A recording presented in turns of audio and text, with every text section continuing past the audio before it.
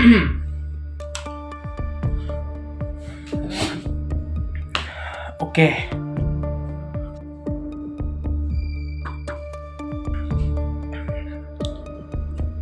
Oke, mungkin kita harus sedikit ngomong agak serius tentang World Cup 2026. It might get uncomfortable, tapi ini harus gue layangkan kepada kita semua, kepada kalian semua. Ini juga buat bahan belajar gue lah. Oke, jadi gue nggak bisa bohong guys. Kalau misalnya gue bilang gue nggak excited sama World Cup 2026, gue bohong. Karena jujur aja gue excited. Kenapa gue excited? Yang pertama, kita tahu semua host dari World Cup 2026 ini adalah Amerika Serikat, Kanada, dan juga Meksiko. Dan kita tahu juga Amerika, Kanada, Meksiko adalah salah 3 negara yang ya gue nggak usah meragukan entertainmentnya lah. Entertainmentnya emang negara entertainment gitu, apalagi Amerika Serikat. You know, Hollywood. Semua hal yang menyenangkan ada di sana. Jadi untuk host gue rasa nggak ada masalah, tapi mungkin kalau kita putar sedikit POV-nya, kita putar sedikit sisi melihatnya, mungkin bisa jadi masalah besar. Dan juga tim-tim yang berpartisipasi, format baru segala macam, kita bakal breakdown sedikit di sini. Dan ya gue bakal, sekali lagi gue kasih disclaimer guys, gue bakal menjadi orang yang sangat-sangat berbohong kepada diri gue sendiri kalau misalnya gue nggak excited sama World Cup 2026. Karena jujur aja gue tiap World Cup, gue itu bukan orang yang ngedukung timnas selain timnas gue sendiri. Gue memang fans timnas Indonesia, jelas. Gue fans Real Madrid, kalian tahu itu semua. Gue fans La Liga juga. Tapi gue nggak dukung Spanyol kalau misalnya lagi World Cup. Ya mungkin nontonin Spanyol oke, mungkin. Tapi juga gue nggak ngefans yang wah bener-bener I'm betting my money on Spain gitu, enggak. Gue sempat suka Serbia, gue sampai punya jersey Serbia karena waktu itu gue suka banget sama permainan Serbia, dan juga gue adalah fanboy Luka Jovic kalau misalkan kalian belum tahu. Jadi waktu itu Luka Jovic sempat ke Madrid segala macam, gue senangnya minta ampun, tapi ternyata Luka Jovic kan karirnya flop di Madrid. Kok jadi curhat, tapi itulah kurang lebih gue gitu loh, untuk kalian tahu background gue. Jadi gue sebenarnya nggak nge-backing siapapun, gue amat sangat netral tiap Piala Dunia itu menurut gue. Makanya kenapa gue bilang gue berbohong kalau gue nggak enjoy World Cup, karena gue enjoy World Cup, bukan frustrasi kalau tim yang gue dukung kalah, karena gue sangat-sangat netral di World Cup. Jadi mungkin lebih netral daripada ngomongin klub, jauh lah. Gue nggak ngedukung siapapun selain timnas kita. Jadi mungkin itu yang harus pertama gue lurusin. Oke, jadi sebelum itu mungkin kita bakal intro dulu. We need to talk about World Cup 2026. Welcome to Punggawa. Oke, jadi bisa gue bilang guys, World Cup 2026 ini ya kita tahu lah semua brandingnya. Dan kita juga udah lihat ini grupnya.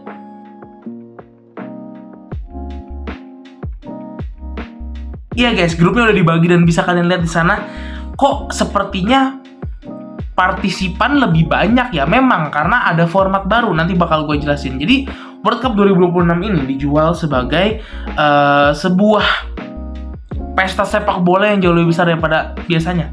Bisa gue bilang ini pesta sepak bola terbesar sepanjang sejarah didirikannya bumi.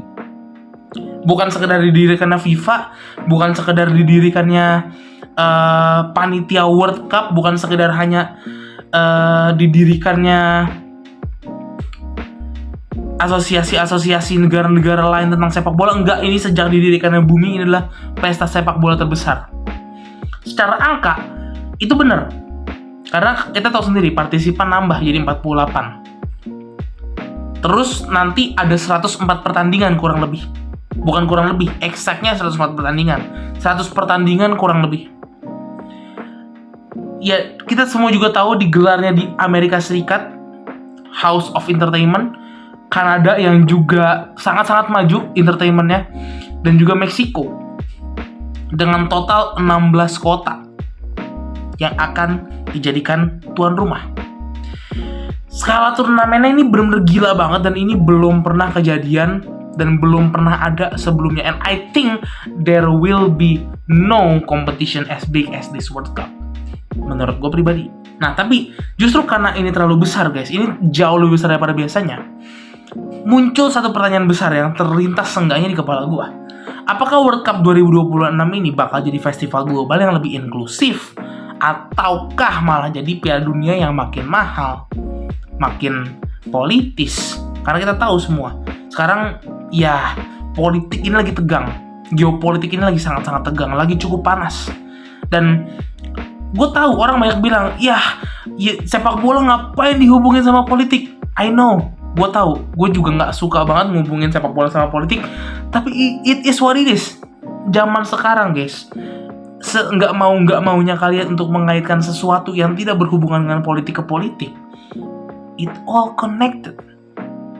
Itu semua tersambung. Semua hal tersambung. Dan menurut gue, is it wrong? Enggak. Karena ya memang semuanya nyatu ke politik. Baliknya apa? Politik juga. Jadi it feels weird to talk about this. Tapi ya menurut gue, apapun yang terkait sekarang, even though it's not connected with politics, akhirnya bakal tersambung juga ke politik. Kayak gitu. Apakah World Cup ini juga menjadi suatu hal yang lebih melelahkan, lebih jenuh? Karena kita tahu 48 tim, 104 pertandingan. Apa lau nggak capek nontonnya?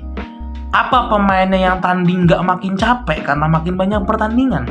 Karena menurut gue pribadi, sebelum bola pertama ditendang juga, sebelum kick off pertandingan pertama, turnamen ini tuh udah dibayang-bayangin sama isu dari luar lapangan. Dan menurut gue, is it good? It's not good. Itu nggak bagus sama sekali. Karena banyak yang meragukan. Mungkin gue bakal bahas satu-satu. Masalah pertama itu mungkin ada di politik. Oke? Kita tahu sendiri hubungan Amerika Serikat bersama co-hostnya, sesama co-host ya. Amerika Serikat dengan sesama co-host, Amerika Serikat dengan Kanada dan juga Meksiko itu berubah drastis. Bahkan kebijakan imigrasi border Amerika Serikat juga, ya border Amerika Serikat tuh ketat banget sekarang. Dan kebijakan imigrasi juga sangat-sangat melelahkan, sangat-sangat mahal bisa gue bilang. Ini bisa jadi sebuah potensi yang dapat menghancurkan ketidakinginan fans, terutama dari negara-negara yang lebih kecil atau negara-negara yang memang sulit untuk masuk ke negara Amerika Serikat ini. Kayak gitu. Ini berpotensi untuk mempengaruhi penurunan dalam jumlah fans yang datang dari tim negara peserta. Pertama itu. Bahkan, kita tahu semua kalau misalnya di World Cup kali ini ada satu negara yang cukup lagi bersih tegang dengan Amerika Serikat, Iran contohnya. Gue nggak bakal terlalu bahas politik di sini karena I know nothing, bisa gue bilang. Ya, gue tau lah banyak hal, tapi politik gue bukan know nothing, tapi gue nggak mencoba untuk membahas itu di punggawa terlebih dahulu gitu loh.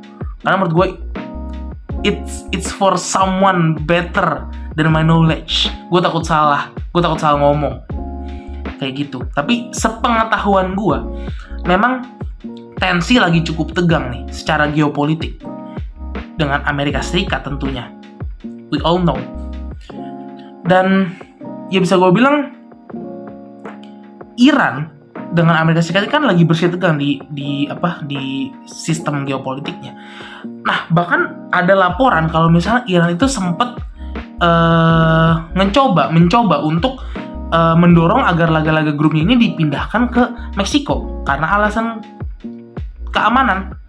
And I think that's the right thing to do. Itu adalah hal yang benar. Tapi ya akhirnya kan FIFA tetap merencanakan sesuai jadwal awal. Iran tetap harus main di Amerika. Jadi menurut gue ini bukan cuma tentang sepak bola World Cup kali ini. Kita harus ngomong serius dan kita harus posisiin pandangan kita, posisiin mata kita tuh kayak ada juga loh masalah ini dan ini bisa berpengaruh ke hasilnya nanti. That's what I'm scared of.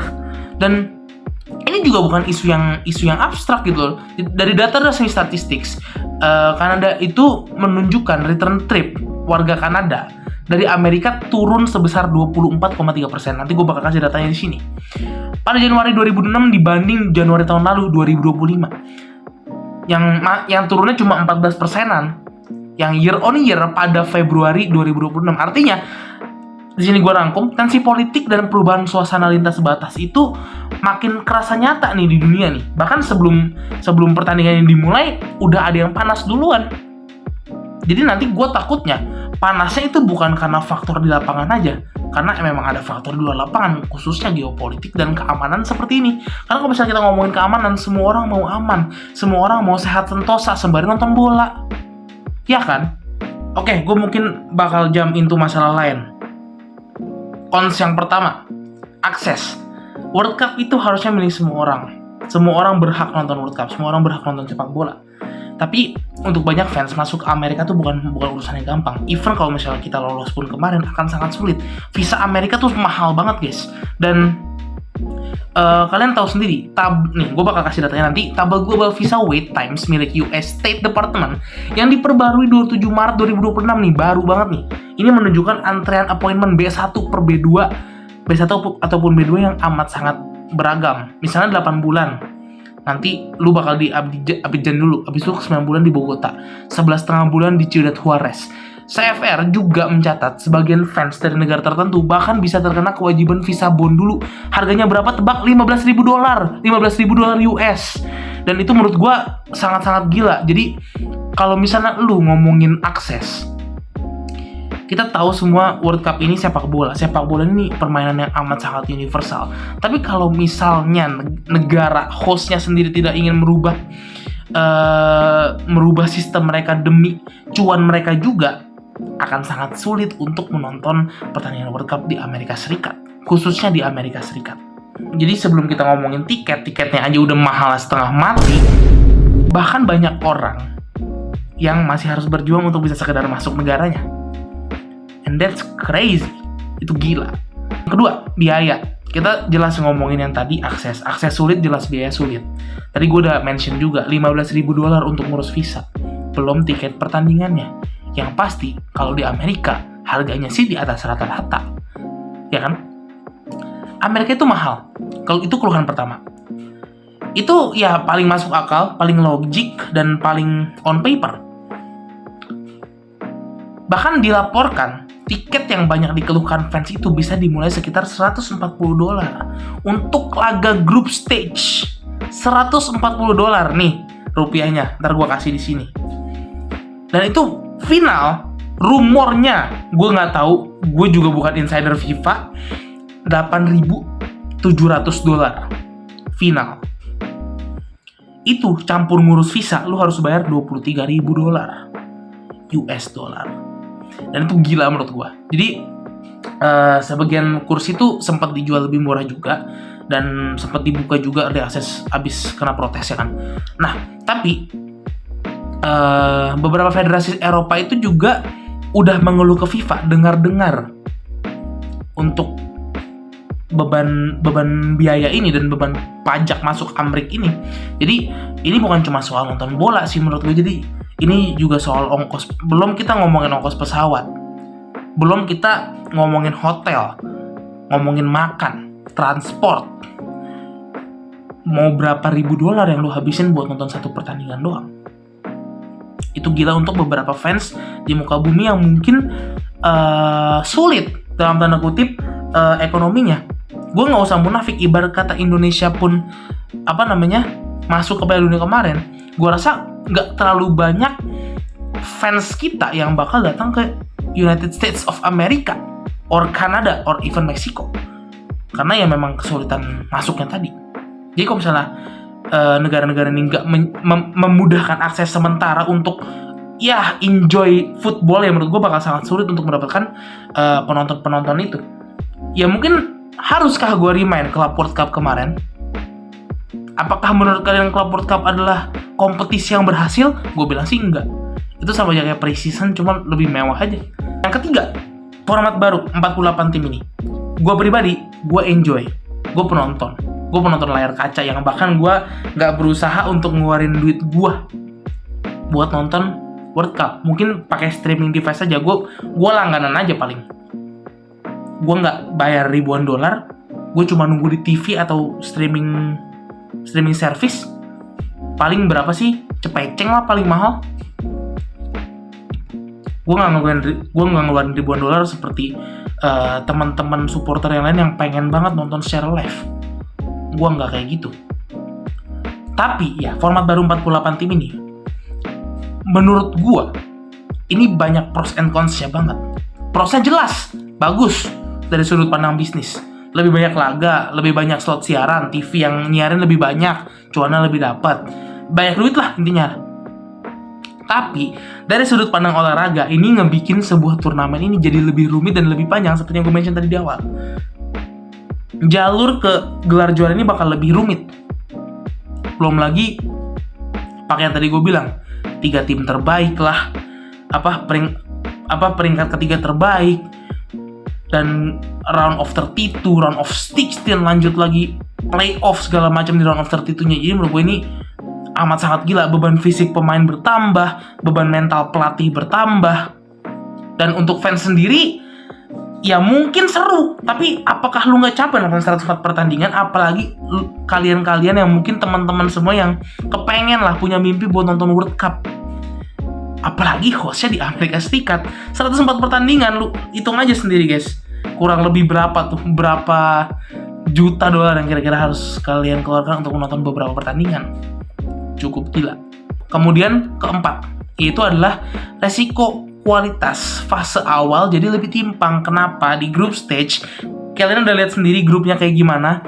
Kita di situ bisa ngelihat guys, tim-tim kayak Irak. Ini gue bukan menjadikan sebuah timnas ya, cuma let's be real, on paper kita di situ bisa lihat timnas Irak, kita bisa lihat di situ ada timnas Haiti, ada timnas Curacao, yang menurut gue ini nggak seimbang gitu loh. Di fase grup ini nggak seimbang. Gue kasih satu tadi case nih, timnas Haiti. Gue bukannya meremehkan timnas Haiti. Kita tahu setiap World Cup itu selalu punya cerita untuk dilisankan, untuk diceritakan kepada seluruh penggemar di dunia. Tapi kalian lihat Haiti di World Cup kali ini, lawan mereka itu Brazil, lawan mereka Skotlandia, lawan mereka Maroko. Bukan menjelekan, sekali lagi, menurut gue pribadi they have no chance. Bahkan nyetak gol aja gue nggak yakin mereka bakal nyetak gol. Jadi gue bukannya meremehkan timnas Haiti, tapi ya memang faktanya seperti itu, timpang kualitas ini. Gue bukannya, ya I know mungkin orang-orang rakyat Haiti amat sangat luar biasa senang, jelas timnya masuk World Cup. Tapi ya setelah masuk, ya we know mereka kick off dengan bahagia. Kalau misalnya mereka nyetak gol, itu bakal menjadi scene yang amat sangat memorable dan diceritakan ke seluruh generasi. Haiti nyetak gol ke gawang Brazil misalkan, itu amat sangat luar biasa. Tapi on paper they got no chance. Kita lihat lagi Curacao. Kalian lihat Curacao segrup sama siapa? Cote d'Ivoire, Pantai Gading, Ekuador, Jerman. Dan ini debut season mereka pertama kali. Curacao itu guys, penduduknya cuma 180 ribuan. Sementara nih Kota Malang 800 ribuan, hampir 900 ribu. 1/9. Curacao tuh 1/9 Malang. Jadi ya menurut gue bukannya meremehkan negara-negara ini ya, enggak sama sekali. Itu bakal sangat luar biasa kalau misalnya mereka bisa kasih shock value. Contoh apa, menang di group stage tiba-tiba lawan tim. Gue nggak bilang nggak mungkin loh Curacao bisa menang lawan Jerman. Iya dong, sepak bola itu bundar, apapun bisa terjadi. Tapi menurut gue,